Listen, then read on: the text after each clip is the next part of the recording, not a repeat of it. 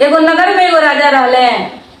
आउ राजा धार्मिक राजा रहले। उनकर सोच विचार सब सही रहे। उनका राज्य के प्रजा जौन रहे सब सुखी रहे, सबके अच्छा देख रेख बढ़िया से ख्याल रखस। लेकिन राजा थोड़ा सा दुखी रहले, काहे कि राजा के संतान ना रहे। राजा के संतान ना रहे तो राजा अपना संतान के लेके थोड़ा दुखी रहस।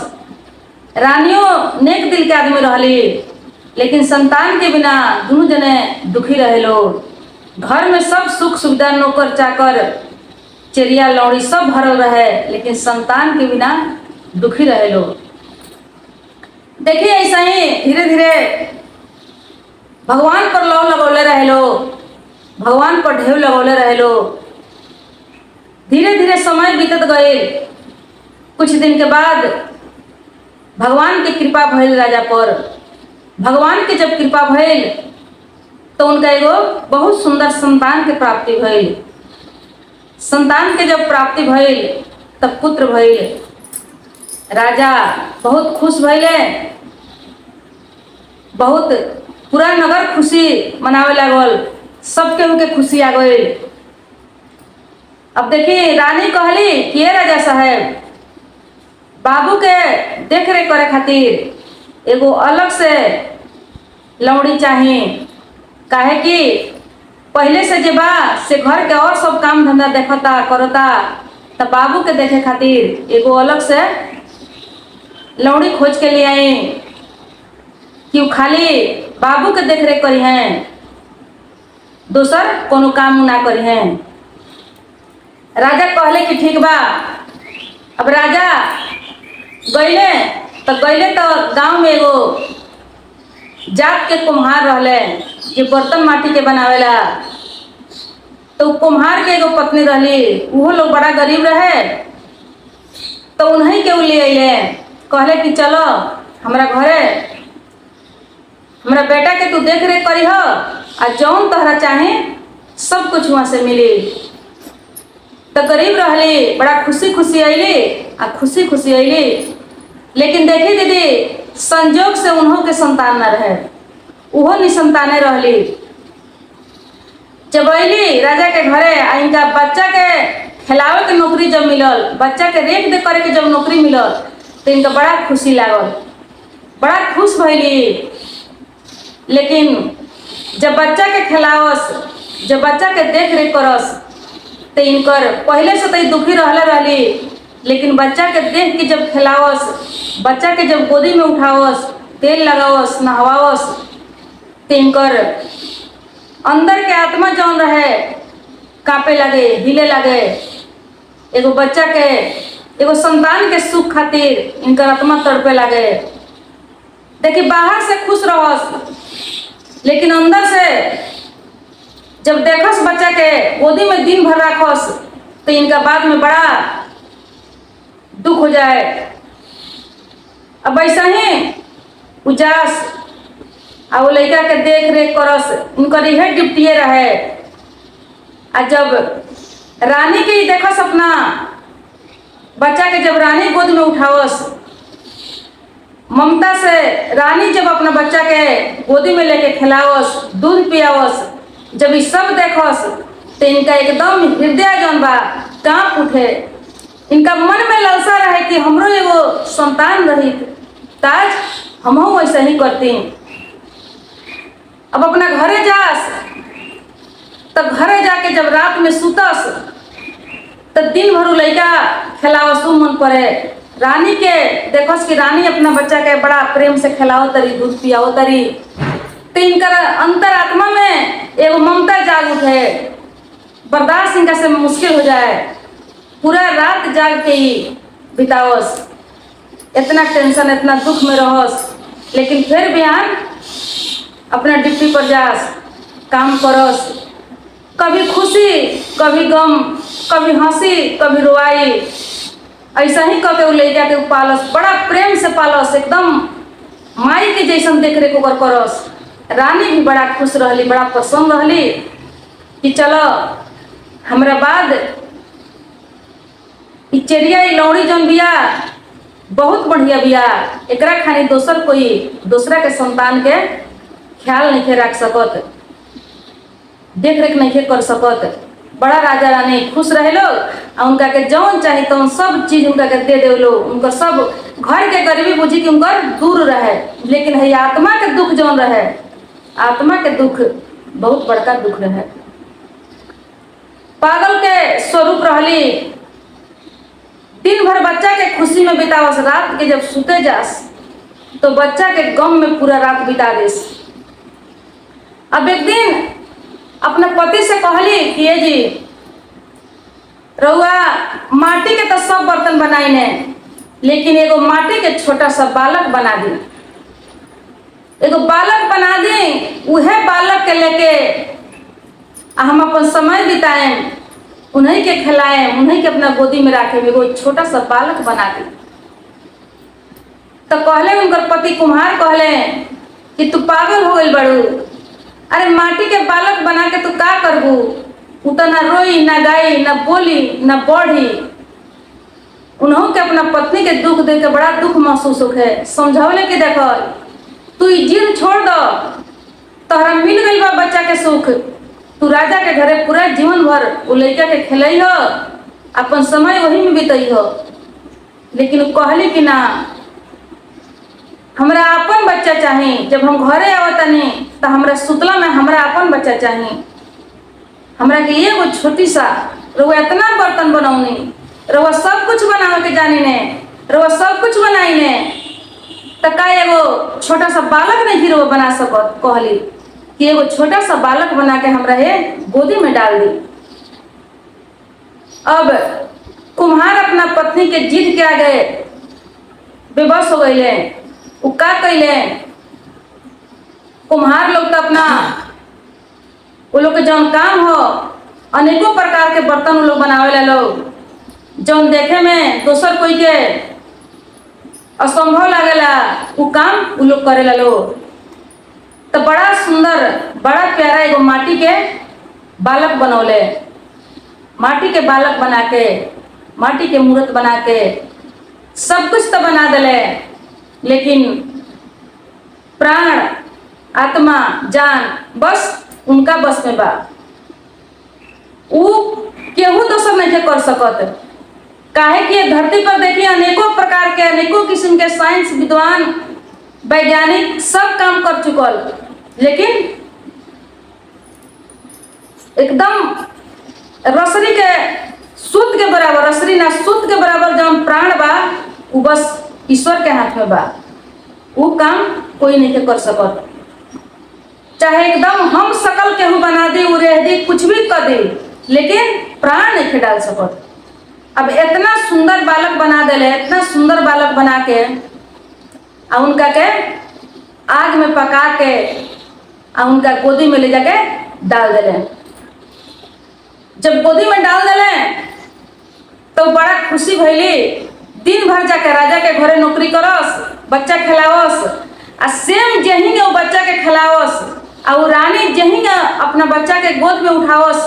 काहे कि एगो माई कैसे अपना लड़का के खिलावेले, एगो माई कैसे अपना लड़का के दूध पियावेले, एगो माई कैसे अपना लड़का के ममता प्यार देवेले, उ सब जब देख के आवस तो सेम वही तरह उ रानी के वो नकल करस।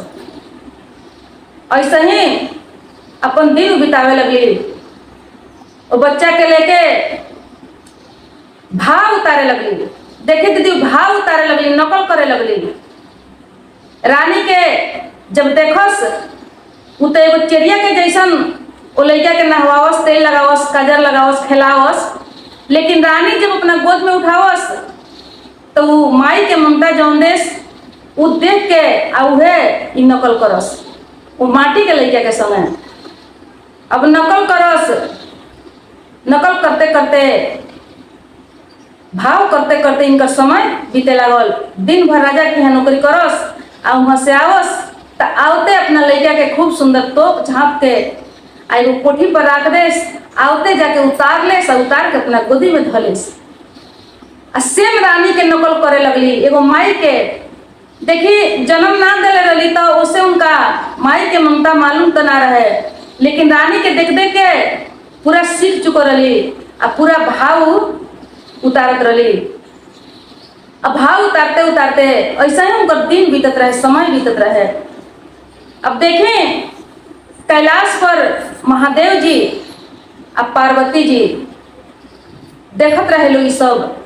तब माता पार्वती कभी होश में रहस कभी बेहोश में रहस, ऐसा उनका लागे। लेकिन जब होश अवस्था में रहस तब महादेव जी से कहस रोस कि हे महादेव जी, एगो बेटा चाहे बेटी यदि दिले रहती ताज है माटी के मूर्त के लेके हमारे मन के ना भूलियावे के पड़े, ना जाने कौना जन्म के पाप हो, कौना जन्म के कर्म बिगड़ले बने कि आज ही माटी के लेके लेके खिलाओ तने। अपना मन के शांत कर तने, अपना मन के अशांति के हम बुझाओ तने। जब होश में रहस तब कहस महादेव जी से, और जब बच्चा के बेहोशी में पागल हो जास तो उनका लागे कि बच्चा एकदम हमार हकीकत बच्चा है, बच्चा में एकदम अपन पूरा खुशी निछावर करस। ऐसा स्थिति उनका हो गई रहे। अब पार्वती जी देखी कहत नहीं महादेव जी से, पार्वती जी एगो नारी है, पार्वती जी माई है, माता है। पार्वती जी के औरत के दुख समझ में आवेला, औरत के पीड़ा समझ में आवेला, एगो माई के दर्द समझ में आवेला। पार्वती जी कहनी महादेव जी से कि हे स्वामी देखें हऊ औरत जौन बिया बहुत दुखित बिया, देखें कैसन भाव करतिया, उससे में एगो माई के जैसन एगो बच्चा खातिर भाव करतिया। ओकर दर्द रहुआ समझी, ओकरा के संतान दे दी, ओकरा के माई बना दी। ओकर दर्द हमरा से बर्दाश्त नहीं होत। जब राउर नाम लेके रउआ के पुकारे ले, हमरा के पुकारे ले आ संतान मांगे ले तो हमर करेजा कांप उठेला, ओकरा के एगो संतान दे दी। तो महादेव जी कहनी कि हे देवी देखो ऐसा ऐसा दुखिया धरती पर बहुत बा, हम केकर केकर दुख दूर करें आ कैसे दुख दूर करें। काहे कि जेकरा नसीब में नहीं थे ओकर मनसा हम कैसे पूरा करें। तो माता पार्वती कहनी कि का उनका नसीब में संतान लिखल बा या नहीं लिखल। महादेव जी कहनी अरे लिखा रही तो कब के हो गई रही, जब संतान लिखा रही तो उनका हो माटी के बच्चा के कौन जरूरी रखो, उनका स्वयं संतान भई रही, अपना संतान के लेके वो अपना गोदी में खेलौती, उनका संतान नहीं थे लिखल। महादेव जी कहनी तब माता पार्वती बड़ा निराश हुई, उदास हुई। कहनी कि हे नाथ देखें उनकर दर्द उनकर दुख जौन बा बहुत एकदम दर्दनाक बा। ऐसे तो संतान बहुत लोग के नहीं थे, बहुत लोग दुखी रहेला, लेकिन उनकर दुख जौन बा कुछ अजीब बा। उनकर देखें कितना संतान के उनका भूख बा कि एगो माटी के बच्चा लगे आ कैसे भाव उतारेली। पूरा जीवन यदि उनका संतान नहीं हो तो भाव उतारते उतारते समझी कि वो पागल हो जाए। काहे कि जब कोनो गम में कोनो टेंशन में आदमी डूब जाला आ वो चीज जब ना मिलेला प्राप्त ना होला तो आदमी पागल हो जाला। तो महादेव जी कहनी तेकर कौन उपाय बा, हम का कर सकता नहीं, जौन भागे में नहीं लिखल ओकरा खातिर भला हम का कर सकता नहीं। माता पार्वती कहनी कि देखी ठीक बा भाग में नहीं लिखल हम मान लेनी, लेकिन वो माटी के मूर्त में रहुआ जान तो डाल सकता नहीं। मान ली कि उनका कोख से नहीं लिखल, मान ली गुरु बहन, मान ली कि उनका कोख से नहीं लिखल। माता पार्वती कहनी कि उनका भाग में उनका कर्म में लिखल बा कि उनका संतान ना हुई, लेकिन उनका कोख से रउआ मत दी। उनका कर्म जौन बा उहो सिद्ध हो जाई, उनकर भाग जन बा उहो सिद्ध हो जाई। लेकिन वो माटी के मूरत में रउआ अपना तरफ से जान डाल दी। काहे कि रउआ तो चाहे तो कुछ कर सकता नहीं, पूरा इस संसार रउआ हाथ में रउआ तरहती पर बा। रउआ चाहे तभी पवन देवता के रोक सकता नहीं, सूर्य भगवान के रोक सकता नहीं, पूरा धरती जलामय कर सकता नहीं। जय क्षय सब रउए हाथ में बा, होनी अनहोनी सब रउआ हाथ में बा। रउआ मर्जी के बगैर एगो पत्ता नहीं हिल सकत। माता पार्वती कहनी कि रउआ मर्जी के बगैर एगो पत्ता नहीं हिल सकत। रउआ चाहे तो सब रोक सकता नहीं, सब कुछ रुक जाई। तो जब सब कुछ रउआ कर सकता नहीं तो का एगो माटी के मूरत में रउआ जान नहीं डाल सकत। चली भाग में नहीं लिखल तो उनका कोख से उनका बच्चा जन्म ना ली, लेकिन वो माटी के मूरत में रउआ जान डाले के पड़ी। माता पार्वती जिद करे लगनी, कहनी कि वो माटी के मूरत में रउआ जान डाले के पड़ी। महादेव जी सोच में पड़ गई नहीं, तो महादेव जी भी सोचनी कि ई ठीक बा, ई उपाय बढ़िया बा। काहे कि उनका कर्म में नहीं लिखल, उनका कोख से जन्म ले के, उनका तन से जन्म ले के, उनका ओत्र से जन्म ले के नहीं लिखल संतान। लेकिन वो माटी के मूरत में जान दे दिया ये, तो उनकर ब्रह्मा के टांकी जौन बा, भगवान के न्याय अन्याय भी बा, वो भी रह जाई। काहे कि जब भगवान के लकीर वही भगवाने के लकीर खिंचाला तो ओकरा के भी भगवान एकदम आपन नजदीक के आदमी के भी काटे के ना मिलेला, बदले के ना मिलेला। जैसे घर के गुनहगार होके, चोर होके बेटा या बाप अगर दरोगा बा, पुलिस बा, तो ओकरो अपन फर्ज निभाए के पड़ेला। तो ठीक वही तरह भगवान कहनी कि ठीक बा, हे देवी ई हो जाई। चली रउआ माई है, राउर दर्द हम समझता नहीं। रउआ एगो नारी है, एगो रउआ नारी के दुख बुझता नहीं। हम ई बात के राउर सम्मान करता नहीं। चलिए एक दो दिन के बाद रउआ देखी उनका सपना कैसे पूरा होता। आई जौन रउआ सुझाव देनी है उहे होई। अब देखी दीदी ऐसा ही करत रही, बीतत रहे, खिलावत रही, कभी खुशी कभी गम। आ जब होश में रहस तो महादेव जी से, माता पार्वती से तो गुहार करबे करस। अब एक दिन के बात हो कि खूब सुंदर अपना बच्चा के खिला के, तेल काजल कोके लगा के, वो माटी के मूरत के आ ओढ़ा के, सरिया के, कोठी पर रख के वो चल गई राजा के घरे।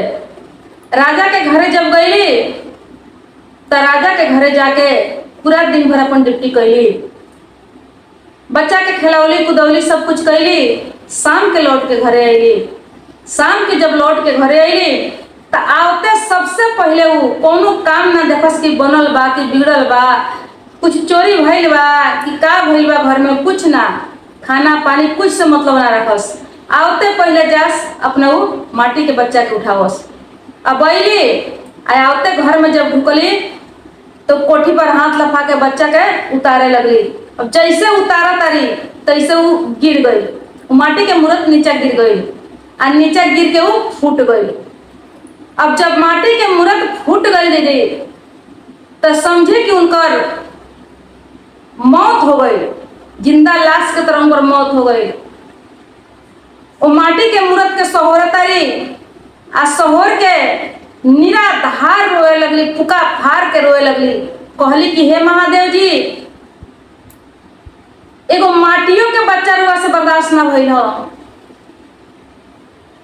एगो संतान तो हमरा के ना देने, हम अपन मन भूले आवत रही हो। ऐसे कि बस में तो नहीं थे, जौन चीज बस में नहीं थे वो तो हम नहीं कर सकत, लेकिन एगो माटी के मूरत रुआ से बर्दाश्त ना भइल हो। पूरा एकदम पागल के जैसन सहोरले बाड़ी आ सहोर के आ रो तारी। निराधार रो तारी, होश खत्म हो गई बा, जिंदा लाश के जैसन रो तारी। खूब कुछ देर रोली, पूरा उनका आंख के आंसू से वो माटी जौन रहे, माटी के बच्चा जौन रहे, उनका आंख के आंसू से पूरा बुझी जे पिघल गई। माटी रहे, वो माटी पर पानी पड़ी तो पूरा पिघल जाई। अब पिघल के आ खूब सुंदर एगो बच्चा तैयार हो जाता। अब बच्चा तैयार होके रोए लगल, उनका के झकझोरे लगल।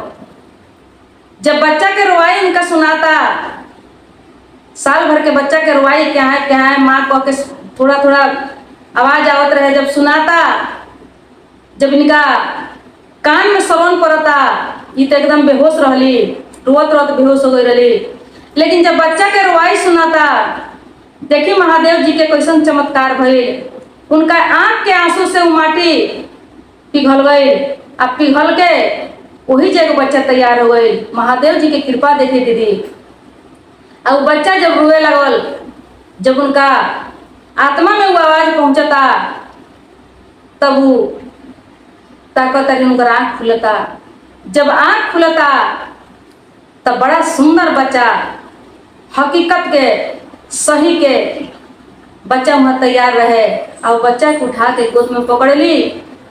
अब फिर से रोए लगली, आँख से आंसू गिरावे लगली, अपना महादेव जी के धन्यवाद देवे लगली, माता पार्वती के धन्यवाद देवे लगली।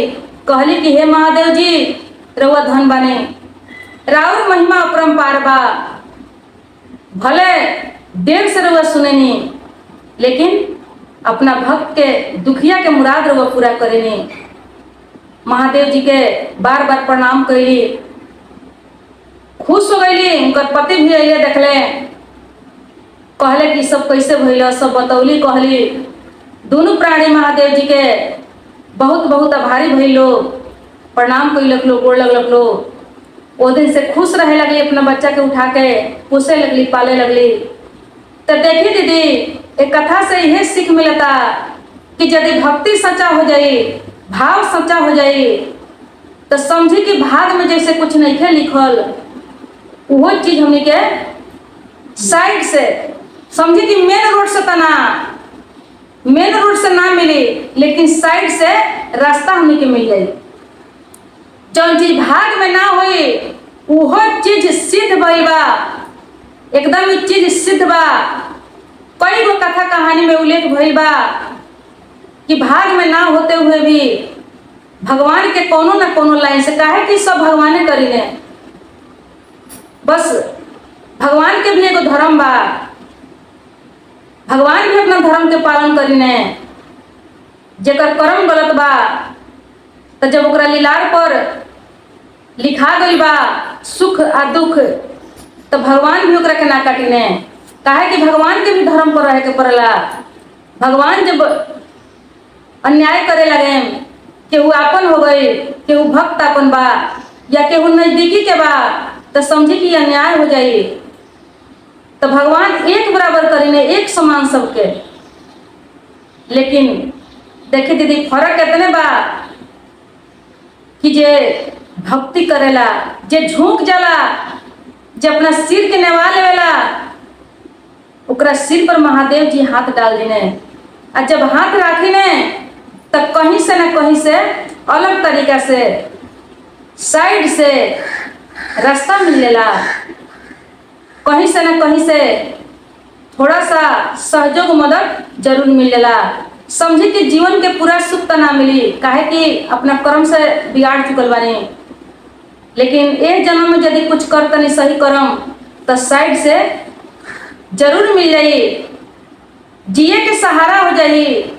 इस जीवन में जब तक जिए के बाद, तब तक पंच के बराबर आदमी हो जाई, समाज के बराबर हो जाई, घर से बाहर निकले वाला हो जाइए। तो चलिए अपना महादेव जी के भक्ति करें। कोनो प्रकार के दुख बा तो दुख के भुला जाए, केवल भक्ति करें। आ देखी भक्ति करें तो जौन भाग में ना लिखल हुई, वो थोड़ा ना थोड़ा जरूर मिल जाए। लेकिन डर से सिर झुका के, लवलीन होके, तन के ना, अधिकार से ना, डर देखा के ना, एकदम लवलीन होके झुक के, जैसे वो कोहन गुरु बहन के मनसा पूरा भइल वैसे सबके मनसा पूरा हुई।